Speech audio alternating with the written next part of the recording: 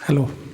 आज से हम लोग बातचीत मियोसिस पे शुरू करेंगे। चैप्टर 10 में दो हिस्से थे, एक तो सेल साइकिल है और दूसरा मियोसिस है। सेल साइकिल पे आपने 2 लेक्चर्स में चर्चा पूरी कर ली थी। अब जो रिमेनिंग पार्ट है दैट विल बी मियोसिस। तो मियोसिस में सबसे पहली चीज़ कि how you are going to define it.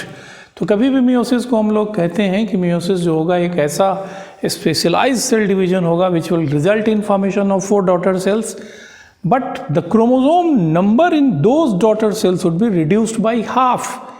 यही मूल बात है। मियोसिस सेल डिवीजन एक ऐसा सेल डिवीजन है जिसमें 4 डॉटर सेल्स का फॉर्मेशन होगा और उन डॉटर सेल्स में जो 4 डॉटर सेल्स बनेंगी उन डॉटर सेल्स में क्रोमोसोम की संख्या जो होगी that will be reduced by half. In fact जब आगे आप पूरी मैकेनिज्म ठीक से समझेंगे तो देखेंगे कि मसला सिर्फ क्रोमोसोम नंबर के रिडक्शन का नहीं है। क्रोमोसोम नंबर के रिडक्शन के साथ साथ डीएनए कंटेंट भी क्या होगा, that will be reduced by half. तो अगर एकदम टू द पॉइंट अगर आप इसको डिफाइन करने की बात करेंगे तो आपको दोनों बातें कहनी होंगी कि क्रोमोसोम की संख्या तो रिड्यूस हो ही रही है, at the same time DNA content is also being reduced. DNA content भी क्या होगा, रिड्यूस होने जा रहा है। यही बात आपको प्रारंभिक दौर में लिखी गई है। और दूसरी जो बड़ी महत्वपूर्ण बात होगी वो ये कि मियोसिस कभी भी एक काउंटर बैलेंसिंग एक्ट माना जाता है। किस प्रक्रिया का? तो it is counter balancing act of fertilisation और सिनगेमी। जब कभी भी सेक्सुअल रिप्रोडक्शन की बात होगी तो always sexual reproduction involves fusion of 2 sex cells या गैमेट्स। कभी भी 2 गैमेट का फ्यूजन जो होगा सेक्सुअल रिप्रोडक्शन में आपको दिखाई पड़ेगा। And whenever there will be fusion of gametes और sex cells it will result in formation of a diploid cell. अब ये जो डिप्लॉयड सेल होगा उस डिप्लॉयड सेल में depending upon the type of life cycle जो ऑर्गेनिज्म बनेंगे वो ऑर्गेनिज्म जो हैं उनको जब सेक्सुअल रिप्रोडक्शन करना होगा तो there would be a mechanism जिसके ज़रिए क्रोमोसोम नंबर को हाफ करना होगा। मैंने कहा कि depending upon the life cycle के पैटर्न पे ये डिपेंड करेगा कि when this chromosome number would be reduced. अब अगर वो लाइफ साइकिल हैप्लॉन्टिक टाइप का है तो जाइगोट में ये नंबर रिड्यूस किया जाएगा। अगर ये डिप्लॉन्टिक लाइफ साइकिल है तब ऐसी स्थिति में गैमेट बनते वक्त क्रोमोसोम नंबर को रिड्यूस किया जाएगा, यानी मियोसिस गैमेटिक होगी। और वहीं पे अगर ये अल्टरनेशन ऑफ जनरेशन दिखा रहा है तो फिर आप देखिएगा कि जो स्पोरोफिटिक जनरेशन होगा उसमें स्पोर बनाने के लिए मियोसिस होने जा रहा है। इस पर हम लोग मियोसिस के लास्ट में फिर चर्चा करेंगे। मैं अभी बस एक पॉइंट निकाल रहा हूँ कि अगर कोई ऐसा स्पीसीज है जिसमें सेक्सुअल रिप्रोडक्शन हो रहा है तो उस सेक्सुअल रिप्रोडक्शन में चूंकि 2 सेल का फ्यूजन होगा तो जैसे ही 2 सेल का फ्यूजन होगा chromosome number would become double. Chromosome number जो होगा वो डिप्लॉयड हो जाएगा। अब अगर क्रोमोसोम नंबर किसी प्रक्रिया में डबल हो रहा है तो there should be a counter balancing act to neutralise the impact of syngamy और फ्यूजन ऑफ सेक्स सेल्स और फर्टिलाइजेशन के कारण जो 2 सेल्स आपस में मिल रहे हैं क्रोमोसोम संख्या को डबल कर रहे हैं। अगर लाइफ साइकिल में ऐसी एक प्रक्रिया हो रही है तो निश्चित तौर पे एक काउंटर बैलेंसिंग एक्ट भी होना चाहिए जो क्रोमोसोम संख्या को क्या करेगा, रिड्यूस करेगा। तो इसका मतलब ये होगा कि the process of sexual reproduction would always involve 2 phenomena, एक सिनगेमी या फर्टिलाइजेशन और दूसरी जो प्रक्रिया होगी दैट विल बी मियोसिस। और इसीलिए हम लोग ये कहते हैं कि किसी भी लाइफ साइकिल में, किसी भी ऑर्गेनिज्म के लाइफ साइकिल में haploid phase would be initiated by meiosis, जबकि जो डिप्लॉयड फेज होगा उसको रेस्टोर करने का काम सिनगेमी या फर्टिलाइजेशन करने जा रहा है। दूसरा जो मुद्दा होगा कि किस सेल में मियोसिस होगी, तो जिस सेल में मियोसिस संपन्न होगा we refer that cell as meiocyte. जिस सेल में मियोसिस होगा उस सेल को मियोसाइट बोलेंगे। और कभी भी कोई हैप्लॉयड सेल मियोसाइट नहीं होगा, कभी भी हैप्लॉयड सेल में मियोसिस नहीं होने जा रहा है। रीज़न मैंने अभी आपको कहा कि मियोसिस एक काउंटर बैलेंसिंग एक्ट है फर्टिलाइजेशन का, और fertilisation always brings together 2 sets of chromosome. Fertilisation जो होगा उसमें 2 सेट ऑफ क्रोमोसोम को साथ लाया जाएगा।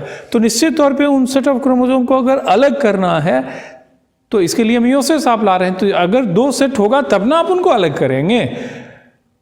तो अगर कोई सेल हैप्लॉइड है, that simply means it is having one single set. अगर हम कह रहे हैं कि ये पार्टिकुलर सेल हैप्लॉइड है तो इसका मतलब ही होगा कि उसके पास सेट ऑफ क्रोमोसोम कितने हैं, एक है। तो नेचुरली वहाँ मियोसिस का प्रश्न ही नहीं खड़ा होता है। मियोसिस तभी होने जा रही है जब वहाँ दो सेट ऑफ क्रोमोसोम दिखेंगे। दूसरी जो महत्वपूर्ण बात होगी कि प्रकृति में जिन सेल्स में मियोसिस होगा उनकी संख्या बहुत ज़्यादा नहीं है। उनको आप आराम से लिस्ट कर सकते हैं और आपको उन्हें याद भी रखना होगा। जैसे अगर आप लेकर के देखें तो उसमें सबसे पहले हम लोगों ने राइट डाउन किया है प्राइमरी स्पर्मेटोसाइट्स। अगर एनिमल का केस लेकर के देखें तो उसमें आप देखेंगे कि प्राइमरी स्पर्मेटोसाइट्स, प्राइमरी oocytes, ये मेल और फीमेल में प्राइमरी स्पर्मेटोसाइट्स जो होगा ये मियोसिस में प्रवेश करने वाला जो होगा फर्स्ट जनरेशन होगा। स्पर्मेटोगोनिया का लास्ट जनरेशन, या ऐसे कहें कि वो स्पर्मेटोगोनियल सेल जो कि मियोसिस में इंटर कर रहे हैं उनको हम लोग प्राइमरी स्पर्मेटोसाइट कहेंगे। उसी तरह फीमेल में जो oogonia होगा वो oogonia अगर मियोसिस में इंटर कर रहा है तो उसे कहेंगे कि ये प्राइमरी oocytes हैं। हैप्लॉइड ऑर्गेनिज्म के जो जाइगोट होंगे उनमें मियोसिस होगी। ऑर्गेनिज्म अगर हैप्लॉइड है तो उसके जाइगोट में मियोसिस होने जा रहा है। और अगर आप प्लांट्स की बात करें तो spore mother cells would be there, और अगर प्लांट होमोस्पोरी दिखा रहा है, अगर प्लांट में एक ही तरह के स्पोर बन रहे हैं, जैसे अगर आप ब्राफाइटा की बात करें तो वहाँ पे आप लेकर के देखेंगे कि meiosis would be taking place in spore mother sales. लेकिन वहीं पे अगर हेट्रोस्पोरी है, दो तरह के स्पोर्स का फॉर्मेशन हो रहा है, तो in both microspore mother cells और मेगास्पोर मदर सेल, इन दोनों में मियोसिस संपन्न होगा। तो ये एग्जाम्पल आपको दिमाग में रखने होंगे कि primary spermatocytes, primary oocytes, zygote of haploid organism, और उसके बाद स्पोर मदर सेल या फिर microspore mother cell and megaspore mother cell, यही नेचर में पाए जाने वाले सेल्स हैं जिनमें मियोसिस होगा। एक चीज़ मैं यहाँ अंडरलाइन करना चाहूँगा कि जब कभी भी आप मियोसिस किस तरह के सेल में ऑर्गेनिज्म में होगा तो एक जनरलाइज्ड स्टेटमेंट एनसीईआरटी में आपको दिखाई पड़ेगा, जिससे ये आभास आपको होगा कि प्लांट और एनिमल में अगर हैप्लॉइडी की प्लांट और एनिमल में अगर गैमेट फॉर्मेशन की बात होगी तो उसके लिए निश्चित तौर पे मियोसिस की ज़रूरत पड़ेगी। एनिमल के बारे में ये बात सही है, लेकिन प्लांट्स जहाँ पे भी अल्टरनेशन ऑफ जनरेशन दिखाएंगे वहाँ पे ये बात सही नहीं होगी, क्योंकि प्लांट्स जहाँ अल्टरनेशन ऑफ जनरेशन दिखाएंगे वहाँ पे स्पोरिक मियोसिस होता है। स्पोर बनाने के लिए मियोसिस होगा, and once spore formation has taken place that will form gametophyte, और गैमेटोफाइट में गैमेट बनाने के लिए माइटोसिस होगा, वहाँ पे मियोसिस की आवश्यकता नहीं पड़ेगी। इस बात को ज़्यादा बेहतर तरीके से आप पकड़ पाएंगे तब जब लाइफ साइकिल पैटर्न आपको समझ में आएगा। तो जब भी प्लांट आप देखेंगे इस मुद्दे पे आप सतर्क रहिएगा कि क्या प्लांट में जो अल्टरनेशन ऑफ जनरेशन दिखा रहे हैं मियोसिस गैमेट बनाने के लिए हो रहा है, या मियोसिस जो है वो स्पोर बनाने के लिए हो रहा है, that will be representing the first cell of gametophytic generation या हैप्लॉइड जनरेशन। अब यहाँ से बात आती है कि मियोसिस जो होगा उस मियोसिस सेल डिवीज़न में कौन कौन से स्टेजेस होने जा रहे हैं। तो पूरी मियोसिस को हम लोग डिवाइड करेंगे। मियोसिस जब भी प्रारंभ होगा, डिवाइड करने के पहले एक चीज़ मैं बता दूं कि जिन सेल्स में मियोसिस होगी उनमें सबसे पहले आप लेकर के देखेंगे कि देयर विल बी इंटरफेस, उनमें इंटरफेस होगा। मियोसिस के पहले भी सेल जो होगा that will pass through interface. तो एक तो बात हो गई कि उसको इंटरफेस से गुजरना है। अब रही बात कि मियोसिस में कौन कौन से स्टेजेस होंगे, तो उसमें सबसे पहला मुद्दा आएगा कि meiosis 1 would be there. Meiosis 1 के बाद इंटरफेस होगा, फिर इंटरफेस होने जा रहा है। मियोसिस 1 के पहले भी इंटरफेस है और मियोसिस 1 के बाद भी इंटरफेस होगा। हालांकि इस इंटरफेस को इंटरकाइनेसिस कहेंगे। क्यों ऐसा है, इंटरकाइनेसिस क्यों कहलाएगा, तो इस पे हम लोग जस्ट आगे आ रहे हैं। उसके बाद मियोसिस 2 होगी, मियोसिस 2 के बाद साइटोकाइनेसिस होगा। Meiosis 1 would be preceded by interphase and it will be followed up by interphase। उसके बाद मियोसिस 2 और उसके बाद फिर साइटोकाइनेसिस आपको दिखाई पड़ेगा। अगला जो मुद्दा आएगा वो होगा मियोसिस 1 का। अगर मियोसिस 1 की बात करें तो ये कॉम्प्लेक्स क्रिया है और क्रोमोसोम नंबर के रिस्पेक्ट में इसको हम लोग रिडक्शनल डिवीज़न भी कहेंगे।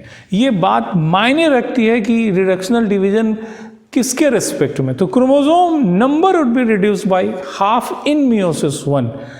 क्रोमोसोम नंबर का जहाँ तक ताल्लुक है उसके रेफरेंस में आप लेकर के देखेंगे, देन यू विल फाइंड कि मियोसिस 1 जो होगा that will B reducing the chromosome number by half.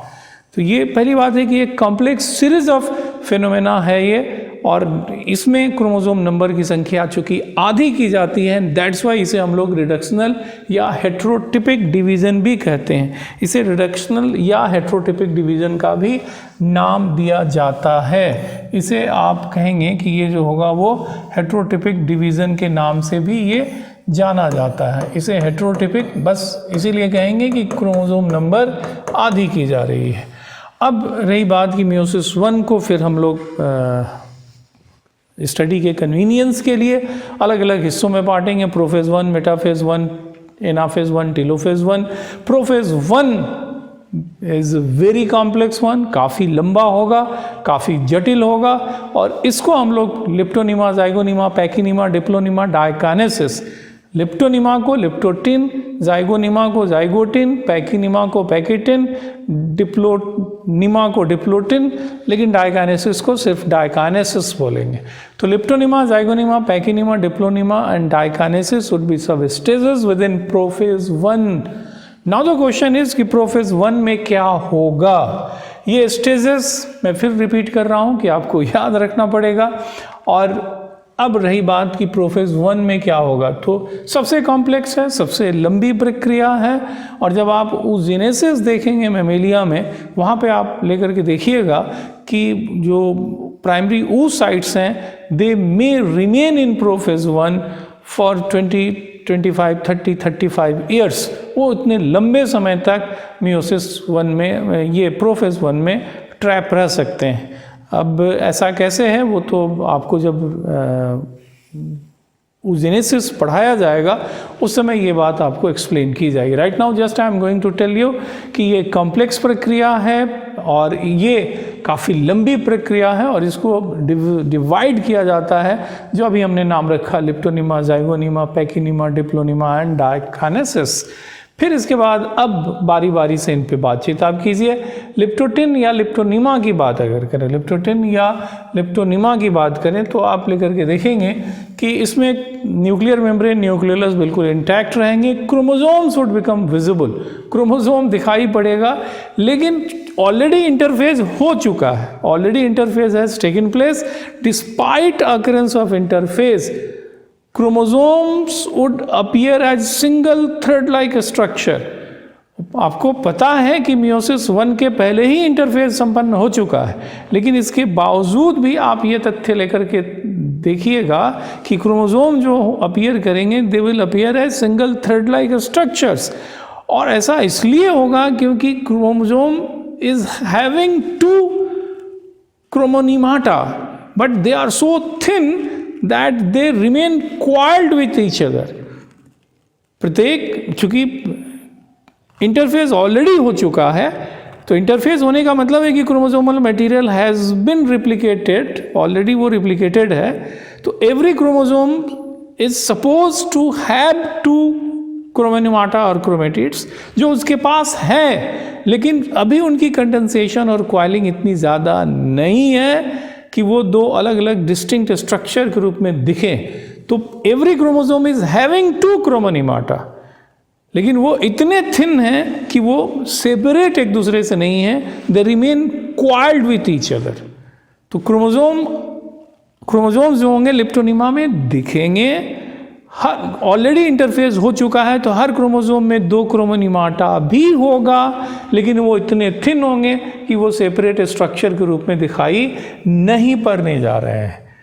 Okay, इसमें आपको क्रोमोसोम में बीड लाइक स्ट्रक्चर्स में भी ऑब्जर्व्ड, जिनको हम लोग क्रोमोमियर का नाम देते हैं। पहले ही हमने कहा कि न्यूक्लियर मेम्ब्रेन और न्यूक्लियस, ये दोनों चीज़ें वहाँ पे आपको दिखाई पड़ेंगी। और कई केसेस में आप देखेंगे कि दोनों जो क्रोमोसोम्स के दोनों सिरे जो होंगे न्यूक्लियर मेम्ब्रेन के एक पार्टिकुलर रीजन से जुड़े हुए होंगे, और अगर इस तरह से वो जुड़ जाएं तो इसकी वजह से एक अपीयरेंस आएगा, बुके स्टेज जिसे कहेंगे, वो बिल्कुल बुके की तरह अपीयरेंस देगा, और इसीलिए उसे कहेंगे कि ये क्या है, बुके स्टेज है। तो बुके स्टेज ऐसा नहीं होगा कि यूनिवर्सल फेनोमेनन है, लेकिन in a number of cases such chromosomal मतलब क्रोमोजोमल एंड्स का न्यूक्लियर मेम्ब्रेन के एक हिस्से के साथ जुड़ना आपको दिखाई पड़ेगा और उसकी वजह से इसको जो अपीयरेंस मिलेगा, इसी वजह से लिप्टोनिमा को बुके स्टेज का नाम दिया जाता है। अब रही बात यहाँ से, जैसे ये लिप्टोनिमा का डायग्रामेटिक रिप्रेजेंटेशन है, इसमें ज़्यादा कुछ किया नहीं गया है। न्यूक्लियर मेम्ब्रेन यहाँ मौजूद है, न्यूक्लियोलस भी दिख रहा है और ये क्रोमोजोम्स 4 आपको यहाँ पे दिखाई पड़ रहे हैं। क्रोमोजोम्स, मैंने कहा कि ये जो क्रोमोजोम्स हैं वो क्रोमोजोम बेसिकली ये क्रोमोजोम ऐसे हैं, अगर हम ड्रॉ करें तो ये बेसिकली ऐसे हैं, लेकिन ये एक दूसरे के साथ क्वाइल्ड है। ये है ऐसे, they are somewhat like this, लेकिन ये इतने पतले हैं कि एक दूसरे के साथ ये क्वाइल्ड हैं, ऐसे दिख ऐसे रहे हैं, कारण मैंने कितनी दफ़ा एक्सप्लेन कर दिया। नेक्स्ट जो स्टेज होगा दैट विल बी लिप्टोनिमा के बाद जो अगला स्टेज आएगा दैट विल बी जाइगोनिमा। तो जाइगोनिमा में जो होमोलोगस क्रोमोसोम्स होंगे they will begin to pair with each other, वो एक दूसरे के साथ पेयर करना शुरू करेंगे and pairing would be very specific, it will be taking place on point to point basis. Pairing of homologous chromosome, हमारे पास जितने भी क्रोमोसोम है उसमें एक सेट आएगा मदर से, दूसरा सेट आएगा फादर से, और जो प्रत्येक सेट के क्रोमोसोम्स होंगे वो एग्जैक्टली एक दूसरे की तरह होने जा रहे हैं। स्ट्रक्चर वो जो होंगे क्रोमोसोम एक दूसरे की तरह होंगे, उनमें एक ही तरह के जीन्स होने जा रहे हैं। जीन्स का नेचर अलग अलग हो सकता है, उनके एलील अलग अलग हो सकते हैं, लेकिन पार्टिकुलर जीन वो किस कैरेक्टर को अफेक्ट करेगा ये दोनों जगह आइडेंटिकल होने जा रहे हैं। ऐसे ही क्रोमोसोम्स जो होंगे उनको हम लोग होमोलोगस क्रोमोसोम का नाम देंगे। तो होमोलोगस क्रोमोसोम्स की पेयरिंग प्रारंभ होगी और इस पेयरिंग को साइनेप्सिस बोलेंगे, और साइनेप्सिस के लिए एक tripartite structure would be responsible जिसको साइनोप्टिनिमल कॉम्प्लेक्स बोलते हैं। तो it is synaptinemal complex which is responsible for bringing together 2 homologous chromosomes, और ये जो होमोलोगस क्रोमोसोम को एक दूसरे के साथ लाया जाएगा, इसकी वजह से pair of homologous chromosomes would be formed, और ये जो पेयर होंगे इन्हीं पेयर को हम लोग बाइवेलेंट का नाम देंगे। जो पेयरिंग होगी उसकी वजह से हम लोग कहेंगे कि फॉर्मेशन हो रहा है किसका, तो हम लोग कहेंगे कि फॉर्मेशन हो रहा है बाइवेलेंट का। जैसे यहाँ पे अगर हम दिखाने की कोशिश करें तो ये आप पाइएगा कि ये जैसे ये एक क्रोमोसोम रहा और ये अब इसके साथ दूसरा होमोलोगस क्रोमोसोम जो है वो आ गया, और ये जो दूसरा होमोलोगस क्रोमोसोम होगा it will be somewhat like this. तो ये जो पेयरिंग होगी इस तरीके की, ये जो पेयरिंग होगी, मान लीजिए कि ये दूसरा सेट है, तो ये जो पेयरिंग होगी वो पेयरिंग इस तरह से होने जा रही है। तो ये जो पेयर फॉर्म करेंगे, पहली बात है ये पेयर बना कौन रहा है, साइनोप्टिनिमल कॉम्प्लेक्स, और ये पेयर क्या कहलाएंगे, तो इन्हीं पेयर को हम लोग बाइवेलेंट बोलेंगे। We refer them as bivalent. अभी भी क्रोमोनिमाटा इतने थिक और शॉर्टर नहीं हुए हैं कि एक दूसरे से अलग हो सके, ठीक है। अब नेक्स्ट जो मुद्दा आएगा वो क्या होने जा रहा है, तो इसमें आप लेकर के देखेंगे कि जो साइनोप्टिनिमल कॉम्प्लेक्स है ट्राईपार्टाइट हमने कहा है। तो ट्राईपार्टाइट का मतलब होगा जैसे ये न्यूक्लियर मेम्ब्रेन होगा तो यहाँ पे इस तरीके से ये एक ट्राईपार्टाइट स्ट्रक्चर अगर हम कह रहे हैं तो उसकी स्थिति ऐसी है कि ये साइनोप्टिनिमल कॉम्प्लेक्स जो होगा वो ऐसे आपको दिखाई पड़ेगा, इस तरीके से एक स्ट्रक्चर के रूप में आपको दिखाई पड़ेगा। तो इसमें लेटरल एलिमेंट्स हो गए और साथ ही साथ आप लेकर के देखेंगे कि सेंट्रल एलिमेंट भी हो गया। तो देयर विल बी मतलब ट्राईपार्टाइट स्ट्रक्चर के रूप में साइनोप्टिनिमल कॉम्प्लेक्स वुड बी देयर, और वही क्रोमोसोम्स को एक दूसरे के साथ लाने की कोशिश करेगा। और हमेशा याद रखिएगा कि synapsis is actually pairing of homologous chromosome and their pairing is ensured due to presence of synaptinemal complex. और साइनोप्टिनिमल कॉम्प्लेक्स का एक सिरा जो होगा हमेशा न्यूक्लियर मेम्ब्रेन से जुड़ा रहेगा। अब नेक्स्ट जो बातचीत आएगी that will be related to pachynema. Pachynema में देखेंगे कि चूंकि लेप्टोनिमा से क्रोमोसोम की अपीयरेंस शुरू हुई है और वहीं से कंडेंसेशन और क्वाइलिंग उसकी बढ़ती चली जाएगी। तो जैसे जैसे क्वाइलिंग और कंडेंसेशन होगा वैसे वैसे क्रोमोसोम्स जो होंगे थिकर और शॉर्टर होते चले जाएंगे। तो जो क्रोमोनिमाटा एक दूसरे के साथ क्वाइल्ड थे, अब ये क्रोमोनिमाटा जो हैं they have been now they are being separated, और ये क्रोमोनिमाटा एक दूसरे से अलग होने जा रहे हैं। और ये ऑब्वियस है कि शॉर्टर और थिकर अगर हो गए तो आप इनको कहने जा रहे हैं कि ये क्रोमेटिड्स हैं। और अब जो बाइवेलेंट था यानी पेयर ऑफ होमोलोगस क्रोमोसोम था, जहाँ सिर्फ आपको लगता था कि एक एक क्रोमेटिड ही प्रत्येक क्रोमोसोम में है, अब वहाँ पे यू विल फाइंड कि every chromosome would be having 2 chromatids. तो ये जो बाइवेलेंट था उस सब बाइवेलेंट को हम लोग टेट्राएड का नाम देंगे, we refer that one as tetrad. उसके साथ ही देखेंगे कि इसमें एक प्रक्रिया भी संपन्न होगी, जिस प्रक्रिया को हम लोग कहेंगे, वहाँ एक प्रक्रिया संपन्न होगी and we refer that process as crossing over. उसको कहेंगे कि ये क्या है, क्रॉसिंग ओवर है। कभी भी क्रॉसिंग ओवर को आप कहते हैं कि ये exchange of the chromosome segments है, ये क्रोमोसोम सेगमेंट का एक्सचेंज है between non sister chromatids of homologous chromosomes. इस डिफिनीशन को समझने के लिए ये जो डायग्राम है इसको आप ध्यान से एक बार देखिए। जैसे ये 2 होमोलोगस क्रोमोसोम हैं जो एक दूसरे के साथ पेयर कर रहे हैं, इनकी पेयरिंग को हम लोग क्या कर रहे हैं, we are referring their pairing as synapsis. और उसके बाद फर्दर जब कंडेंसेशन कॉइलिंग आगे बढ़ी तो ये शॉर्टर थिकर होने के बाद उनके दोनों क्रोमेटिड्स एक दूसरे से अलग हो गए। Now tetrad stage is there.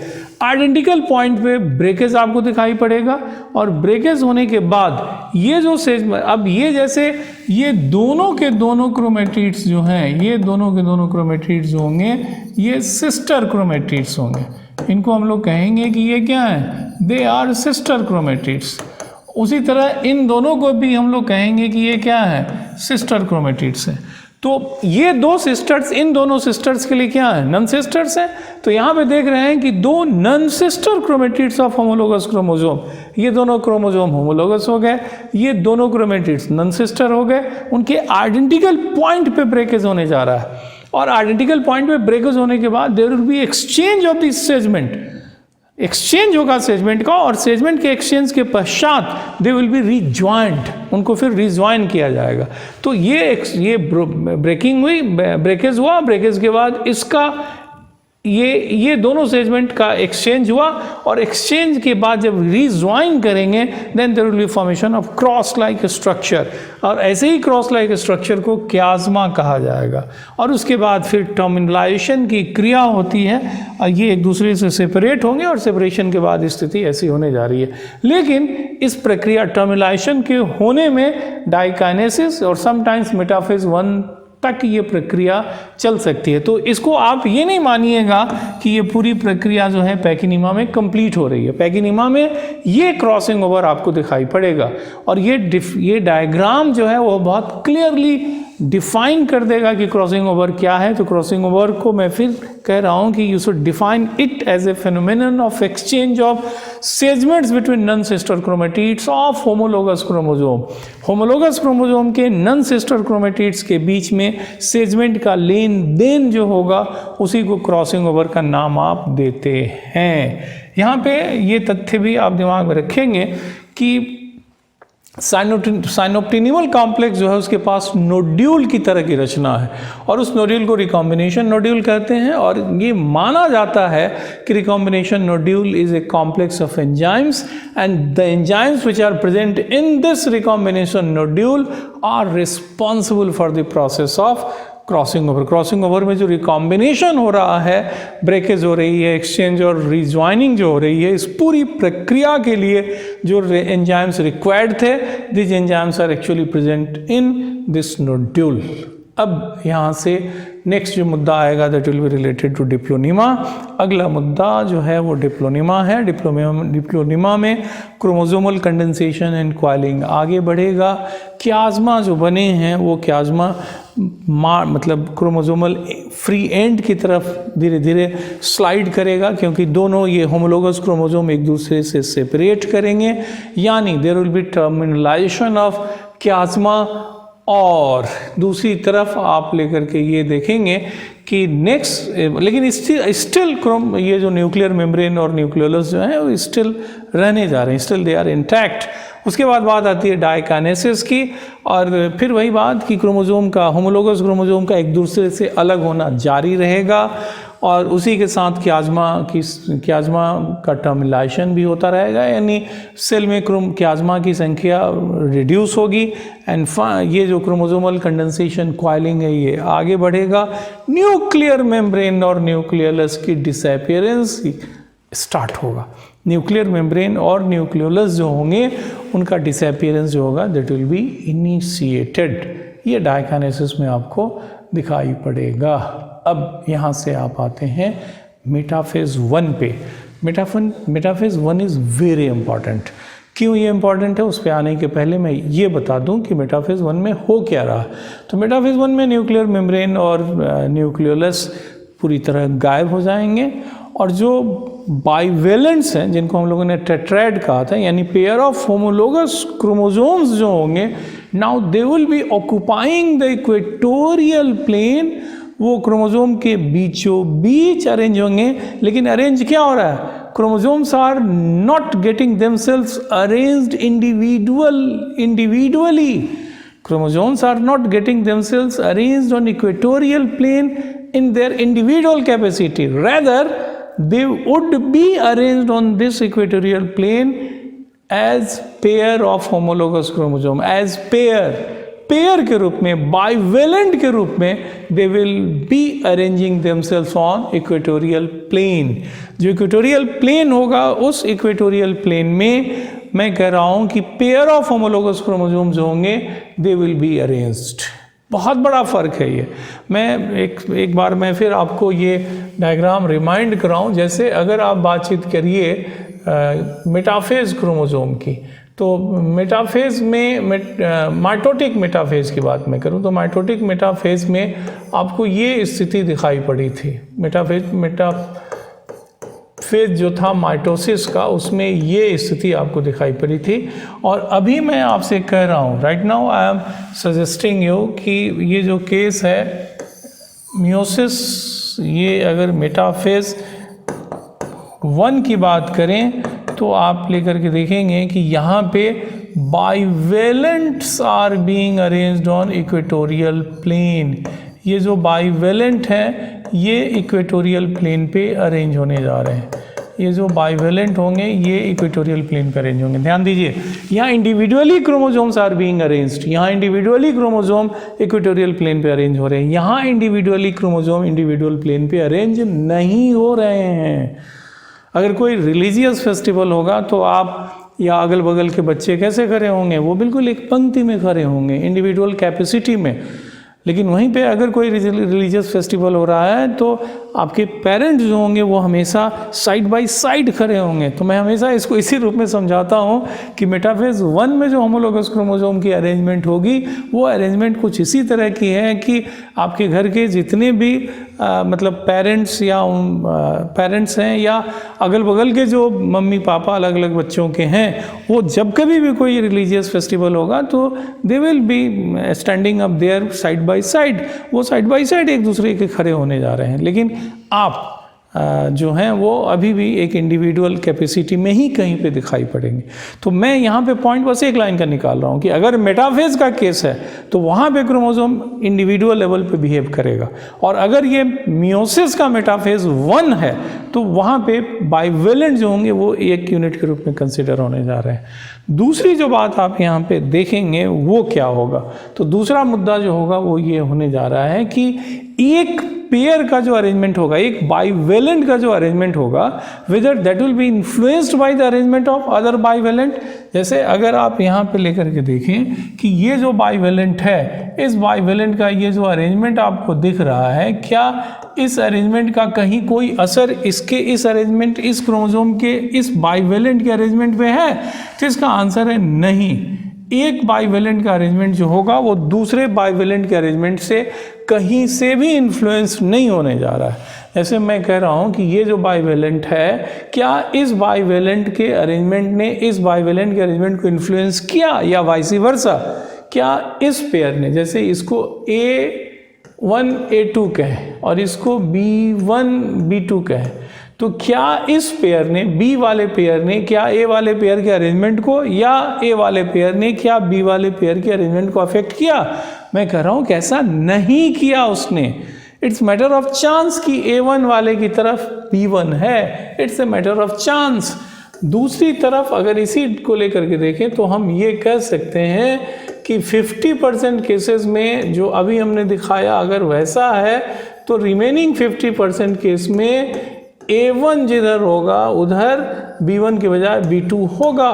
तो अगर 50% केस में ऐसा है तो 50% केस में ऐसा भी होगा। अभी शायद इस बात का महत्व आप नहीं समझ पाए, लेकिन जब आप मेंडलिज्म देखिएगा, मेंडलिज्म में जब प्रिंसिपल ऑफ इंडिपेंडेंट असॉर्टमेंट का आधार आपको समझाया जाएगा, वहाँ पे ये बात काफ़ी महत्वपूर्ण साबित होगी कि भाई क्रोमोसोम्स जो जीन्स हैं उनका इंडिपेंडेंट असॉर्टमेंट कैसे होगा। यानी एक जीन का गैमेट में जाना दूसरे जीन के गैमेट में जाने के प्रक्रिया को अफेक्ट करेगा या नहीं करेगा। आंसर इज कि नहीं करेगा। तो ये कैसे संभव है? तो ये तभी संभव है when genes are present on separate chromosomes and chromosomes are being inherited independently. Inheritance of one particular chromosome, how chromosomes are being transmitted. तो क्या एक क्रोमोसोम का किसी गैमेट में जाना क्या दूसरे क्रोमोसोम के गैमेट में जाने की प्रक्रिया को अफेक्ट कर रहा है? आंसर है कि नहीं कर रहा है। और ऐसा क्यों है भाई? तो ऐसा इसलिए है कि यहाँ पे कोई अगर एलील है किसी जीन का, यहाँ कोई एलील है, तो क्या ये A1 और B1 अगर मैटरनल है, माँ की तरफ से आ रहे हैं, तो क्या ये हमेशा साथ रहेंगे? Answer is that no.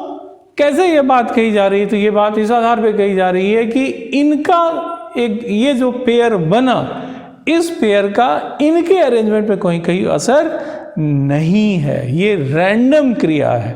The arrangement of one pair is not going to influence arrangement of other pairs.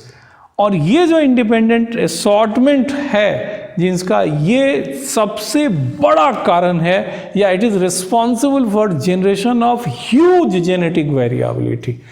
जो सेक्सुअल रिप्रोडक्शन में ट्रेमेंडस amount of genetic variability generate होती है, वो इसी रैंडम अरेंजमेंट की वजह से आपको दिखाई पड़ेगी। अगला जो मुद्दा होगा वो होगा एनाफेज। तो एनाफेज में आप लेकर के देखेंगे, एनाफेज का डायग्राम पे ही मैं एक्सप्लेन कर देता हूँ कि एनाफेज जो होगा उसमें जो ये बाइवेलेंट्स है वो now they will begin to separate, लेकिन यहाँ सेंट्रोमियर या काइनेटोकोर का डिवीजन नहीं होगा। यहाँ आप देख रहे हैं कि जो पेयर जो बाइवेलेंट्स थे, बाइवेलेंट में जो क्रोमोसोम्स थे, यानी जो पेयर होमोलोगस क्रोमोसोम का था, उसमें से प्रत्येक क्रोमोसोम सेपरेट हो रहे हैं। देयर काइनेटोकोर और centromere are not being divided. जो सेंट्रोमियर्स हैं इन तमाम क्रोमोसोम्स के, they are not undergoing division. इसलिए जब ये क्रोमोसोम सेपरेट हो रहे हैं तो every chromosome is having 2 chromatids और उनके आर्म एक दूसरे को फेस कर रहे हैं। क्यों ऐसा होगा?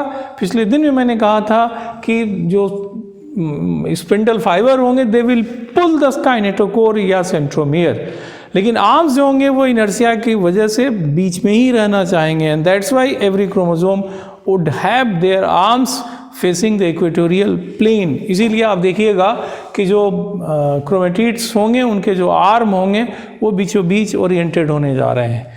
नेक्स्ट जो बातचीत इसमें एनाफेज में होने जा रही है वो ये कि एनाफेज 1 के ही कारण क्रोमोसोम के नंबर का क्या होगा?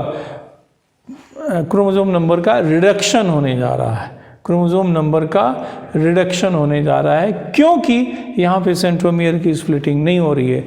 तो अगर 4 पेयर था, जैसे डायग्राम में तो 2 ही पेयर दिखा रहा है, और दोनों पेयर में से एक क्रोमोसोम एक पोल की तरफ, मतलब प्रत्येक पेयर में से एक क्रोमोसोम एक पोल की तरफ और दूसरा क्रोमोसोम दूसरे पोल की तरफ जा रहा है, और वहीं पोल पे पहुँचने वाले क्रोमोसोम के चारों तरफ न्यूक्लियर मेम्ब्रेन जब डेवलप करेगा तो that will result in formation of daughter nucleus.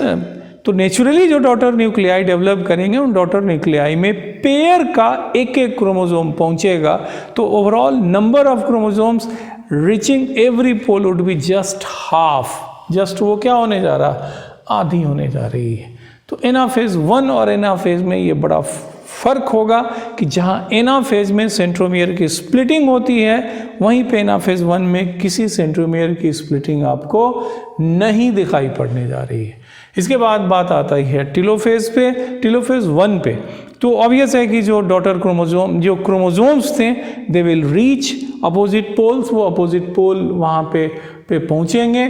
Chromosome number मैंने आपको बता दिया कि पेयर में से एक क्रोमोजोम जा रहा है, तो naturally number of chromosomes arriving at every pole would be just half, वो संख्या जस्ट आधी होने जा रही है। और इसके बाद आप लेकर के देखेंगे कि जो क्रोमोजोम्स होंगे they will undergo decondensation and uncoiling, nuclear membrane का डेवलपमेंट होगा, न्यूक्लियोलाई भी अपीयर करना प्रारंभ करेंगे।